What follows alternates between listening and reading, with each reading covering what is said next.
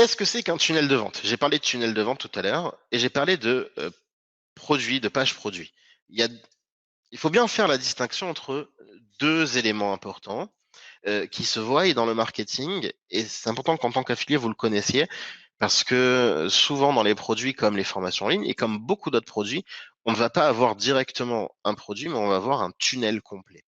Qu'est-ce qu'un tunnel? C'est un ensemble de pages qui se suivent et qui amènent à la vente. C'est-à-dire que votre prospect, vous ne l'amenez pas directement sur la page de vente, mais vous l'amenez d'abord sur différentes pages, vous allez voir, je vais vous les montrer dans un instant, qui vont créer un chemin pour lui, qui va baliser un chemin, qui va augmenter sa confiance et son envie d'acheter le produit tout au long du tunnel. Tout au long du tunnel, il va y avoir des pertes aussi, il va y avoir des gens qui vont pas être intéressés, qui vont quitter le bateau, et c'est normal, ça fait partie du jeu. Et à la fin, il ne va rester que les personnes les plus intéressées, et ces personnes-là, ce sont celles qui vont acheter la formation ou acheter le produit. Pourquoi c'est important pour vous de préférer travailler avec des tunnels de vente que travailler avec des fiches produits directement. Parce que vu que vous n'êtes pas encore, peut-être par la suite ça viendra, mais des affiliés avec une grande renommée, vous n'avez pas encore qualifié votre prospect. Les prospects que vous amenez sur un site marchand seront forcément de faible qualité au début, mais c'est pas grave. C'est pas grave. Donc il vous faut un outil qui permet de qualifier derrière, qui fasse le travail à votre place. C'est pas comme si vous aviez un site qui était très réputé et que les gens allaient sur votre site régulièrement et puis quand ils voient une pub de vous, ils savent qu'elle est de confiance. Non, ils vont vous voir peut-être pour la première fois. Donc derrière, il y a un travail de qualification qui permet d'augmenter et d'optimiser vos chances de vente et donc de toucher des commissions. C'est pour ça qu'en général, si vous démarrez sur de l'affiliation, on va préférer travailler avec des tunnels plutôt qu'avec des fiches produits parce que si vous envoyez directement sur le produit, vous n'êtes pas encore assez, vous n'avez pas encore l'autorité nécessaire en tout cas pour maximiser vos ventes au possible. Ok. Combien va-t-il y avoir d'affiliés? Eh ben, il va y en avoir autant qu'il faut. Il n'y a pas de limite, il n'y a aucun problème. Qu'est-ce que c'est qu'un tunnel? Généralement, donc on a un ensemble de pages. Ici, je vous ai mis 3 pages sur les tunnels que j'ai créés pour vous. 3 pages, une page de capture. Une page de capture, ça veut dire que c'est ici qu'on va récupérer le prospect, ce dont je parlais tout à l'heure, le lead. Une page de capture, ce qui va être démarrer en fait le tunnel, ce qui va dire bon ben vas-y inscris-toi pour recevoir un contenu gratuit, une page de contenu, ça peut être même un ensemble de pages de contenu, des fois 2 pages de contenu, 3 pages de contenu, ça peut être des vidéos, ça peut être des articles, ça peut être différentes choses. Une fois que le prospect a vu tout ce contenu-là, toutes ces vidéos, tous ces articles, il sait que ça l'intéresse et on peut lui proposer donc une page de vente et lui dire bon ben, maintenant achète le produit que j'ai pour toi. Donc dans notre cas, ça se présente comment? Je vous ai mis ici une des pages de capture. Interview exclusive, comment l'esthétisme peut nous faire gagner plus en dépensant moins, qui est un interview que je donne avec Lana. Lana, c'est la jeune fille que vous voyez là. Et le prospect qui rentre laisse ses coordonnées, s'inscrit pour découvrir l'interview pour le lancement de la formation.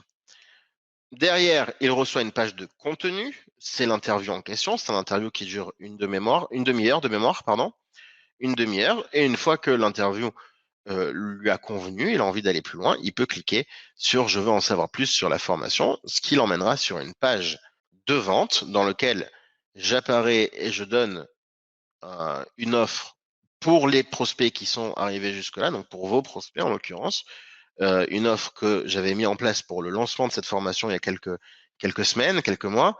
C'est maintenant 3-4 mois qu'elle est lancée.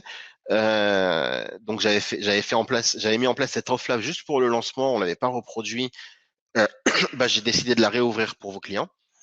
Et vous verrez le tunnel de toutes les manières. Et donc il a le prospect a la possibilité donc de s'inscrire et de commander à 29 € la formation au lieu de 145 €. Voilà un peu le déroulé de chaque chose. On a page de capture, page de contenu, page de vente. Voilà comment se présente un tunnel de vente. Et vous trouverez ça de manière très très fréquente chez beaucoup de sites marchands. Et à mon avis, vous devriez travailler avec des tunnels de vente à votre niveau. C'est important. OK? Bien. On a compris tout le concept, on a compris le tunnel, on a compris comment ça fonctionne. Maintenant, on va essayer de générer du trafic sur notre lien. Et dans le cadre de notre formation, Désolé pour celui qui n'a pas Facebook, mais ici, on va utiliser Facebook parce que c'est un réseau très, très puissant. Mais nous n'avons pas de communauté. Problème. Et je vous ai promis que vous n'aurez pas de communauté. Alors, on va utiliser une fonctionnalité de Facebook qui s'appelle les groupes, hein, que vous connaissez tous, normalement, ou presque tous, euh, et pour pouvoir poster et diffuser nos liens sur les groupes. C'est une très vieille technique, je crois qu'elle existe depuis que les groupes existent sur Facebook, ça date.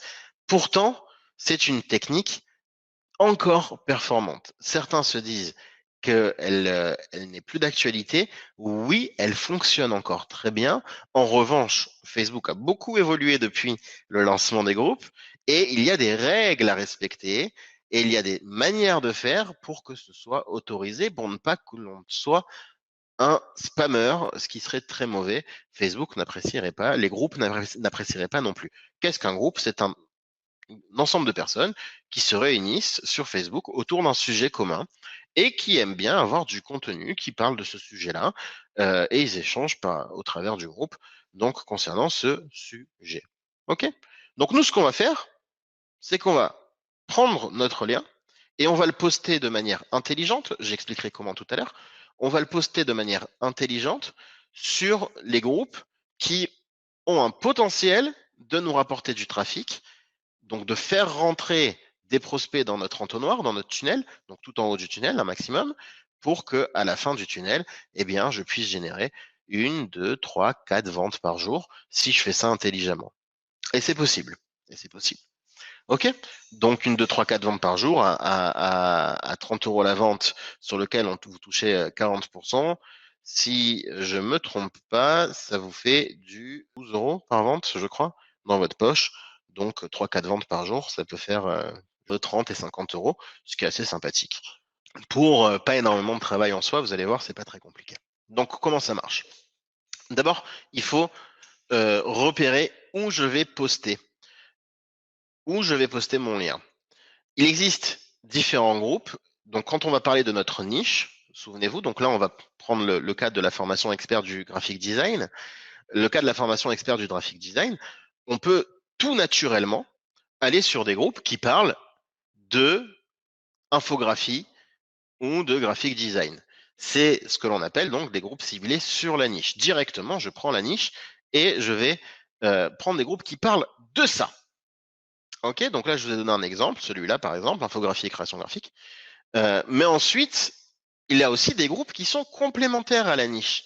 Qu'est-ce qu'un groupe complémentaire à la niche?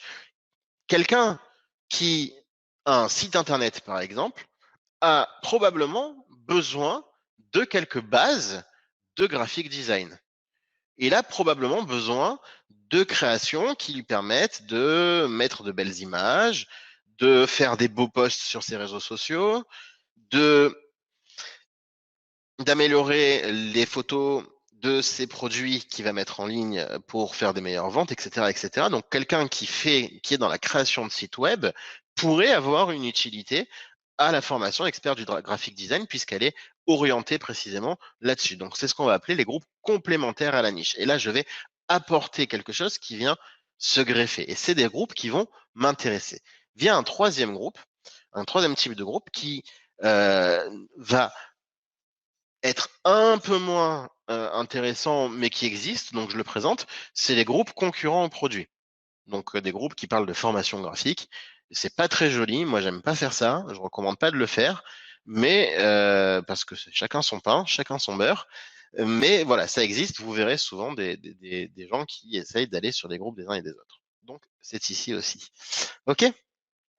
Mais c'est pas très éthique de vous à moi, sauf si le fondateur du groupe, l'administrateur du groupe, vous y autorise. Ça aussi, on peut rentrer en contact avec l'administrateur du groupe, lui parler, et si ça se trouve, votre formation n'est pas en concurrence directe avec la sienne, elle se complète, et là, à ce moment-là, il sera peut-être d'accord même de vous autoriser à poster sur son groupe. Mais de façon générale, évitez. Comment on fait donc pour rechercher le groupe? Comment on fait pour rechercher les bons groupes? Donc, j'ai 3 techniques que j'aimerais présenter ici. D'abord, tout bêtement, on va aller sur Facebook et on va chercher une série de mots-clés qui vont nous amener à des résultats de recherche qui nous intéressent. Donc, si on veut travailler précisément sur le cœur de la cible, en l'occurrence, je vais ici taper graphic design, mais pas que. Je peux aussi taper comment faire du design, comment créer des beaux posts, comment améliorer ses images, amélioration d'images, infographiste, groupe d'infographistes. Il y a plein de combinations de mots-clés que l'on peut tenter pour obtenir des résultats. Et les résultats que l'on va obtenir, il va falloir les filtrer en groupe. Donc, ce que vous voyez ici, dans les résultats de recherche de Facebook, on peut filtrer et obtenir que les groupes. Et c'est ce qui va m'intéresser. Je fais une petite aparté aussi sur cette partie-là. Pas tous les groupes sur Facebook sont publics. Il y a des groupes où, pour pouvoir poster sur le groupe, il faut être membre du groupe. Pour pouvoir voir les posts du groupe, il faut être membre du groupe aussi. C'est ce qu'on appelle des groupes privés. Dans le groupe public, on peut voir les posts, on ne peut pas poster, mais on peut voir les posts des autres membres du groupe si on n'est pas membre nous-mêmes. Il y a des avantages et des inconvénients à être dans les deux. Dans le cas d'un groupe public, l'avantage, c'est que l'on va pouvoir poster notre annonce à tous les membres du groupe, mais aussi à ceux qui ne sont pas membres du groupe et qui visitent le groupe pendant ce temps-là, donc c'est assez sympathique. Et dans le groupe privé, généralement, ce sont des groupes qui sont plus soudés, plus qualifiés en soi. Donc, les deux sont intéressants et on va travailler sur les deux. Donc ça, c'est la recherche la plus basique. Deuxième étape que j'aime bien faire, c'est une fois que je me retrouve dans le groupe. Une fois que je me retrouve dans le groupe, vous avez sur le côté Facebook qui vous suggère des groupes qui sont connectés à ce groupe-là, donc des groupes qui ressemblent et qui portent sur le même sujet, qui a la même thématique du groupe en question. Et donc, évidemment, ce sont des ensembles de mots-clés auxquels je n'aurais pas forcément pensé et qui pourront être intéressants. Regardez par exemple décoration d'intérieur ou encore, donc décoration d'intérieur, on serait plutôt dans un groupe complémentaire. Réseau et système informatique maintenance, bon, ça m'a l'air un peu plus éloigné. Ou encore, lorsque je suis dans mes propres groupes, sur mon profil, que je vais cliquer sur mes groupes à moi, Facebook me propose aussi un certain nombre de suggestions personnalisées qui me permettent donc de rejoindre des groupes auxquels je n'aurais pas pensé de manière générale ou de manière naturelle. Et donc, c'est aussi une excellente manière de repérer des nouveaux groupes. Ok, pour ceux qui s'inscrivent sur des groupes, c'est gratuit, hein. C'est gratuit pour rejoindre un groupe, ça ne demande pas de paiement. Vous cliquez sur rejoindre le groupe, ça prend, c'est l'administrateur qui doit vous valider, hein. Donc des fois il y a des questions à répondre, etc. Donc vous répondez aux questions.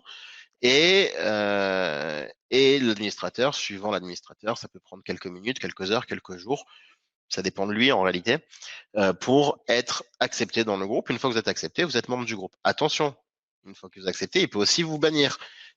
Hein, j'en parlerai tout à l'heure. Et si ce que vous faites ne lui convient pas, il peut aussi vous bannir, voire même plus grave, vous signaler comme spammer. Et si vous signalez comme spammer et que vous êtes trop signalé comme spammer, Facebook peut vous bloquer le compte, d'abord de manière temporaire, pour un jour, pour 2 jours, ce qui peut arriver. Si ça arrive, ça veut dire qu'on a fait quelque chose de pas bon, que Facebook n'aime pas, ou encore de manière définitive, c'est si on a vraiment, vraiment abusé. Ça m'était arrivé il y a 3 ans de ça. Je peux vous assurer que c'est pas agréable quand ça arrive. Donc, il faut le faire intelligemment. Autre manière de faire que j'aime bien, c'est que parfois on va voir des posts de nos concurrents que nos concurrents ont postés sur un groupe, mais en fait, ce sont des partages qu'ils ont fait de leur propre page. C'est-à-dire que d'abord, ils ont fait un post sur leur propre page.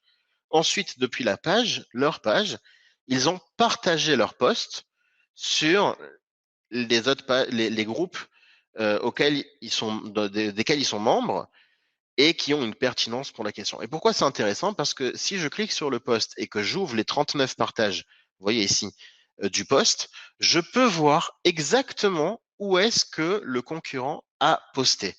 Donc là, on est sur quelqu'un qui vend du maquillage et des foulards, apparemment, hein, je crois bien, make-up, non, make-up, donc du maquillage. Et si je suis dans la même niche qu'elle, je peux très simplement me dire, bah tiens, si elle a posté dans ces groupes-là, ça ça doit faire quelque temps qu'elle travaille dessus, donc elle sait sur quel groupe ça fonctionne et sur quel groupe ça ne fonctionne pas. Si elle a partagé sur ces groupes-là, il faut que moi aussi, j'y suis. Et donc ça, c'est ma petite technique personnelle, parce qu'il y a peu de monde qui la connaissent, et c'est une technique qui fonctionne super bien. En fait, on va capitaliser sur l'expérience de nos concurrents. OK? Je vais parler un petit peu des restrictions. D'abord,